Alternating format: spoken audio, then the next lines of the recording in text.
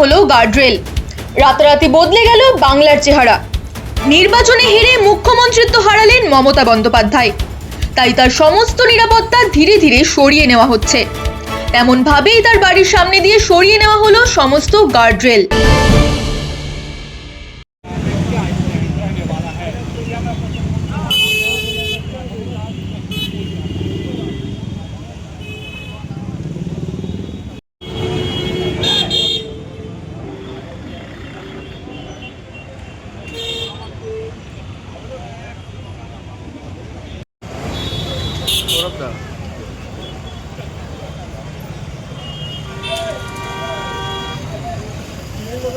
মমতা ব্যানার্জির পৈতৃক বাড়ি 30B হরিশ চ্যাটার্জি স্ট্রিটের পরিবেশ এতদিন ধরে ছিল অন্যরকম।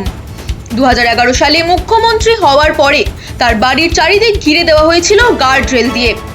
কিন্তু গতকাল মুখ্যমন্ত্রিত্ব হারানোর পর আর সর্বোপরি নিজের এলাকা ভবানীপুরে বিরোধী পক্ষ শুভেন্দু অধিকারীর কাছে 16,000 ভোটে হারার পর সমস্ত গার্ডরেল সরিয়ে দেওয়া হয় তার বাড়ির সামনে থেকে। কিছু পুলিশ ছাড়া আর কেউ নেই পাহারায়। এক রাতে এই বদল মেনে নিতে পারছেন কি মমতা বন্দ্যোপাধ্যায়?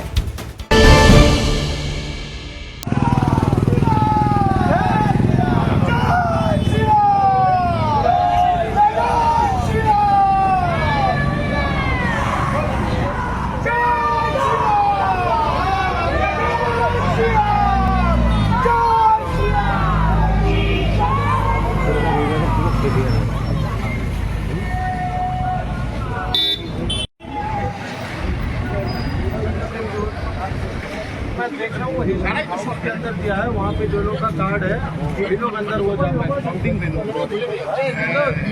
7 बजे सिगरेट बजे वाले जोड़िए डायरेक्ट जोड़िए।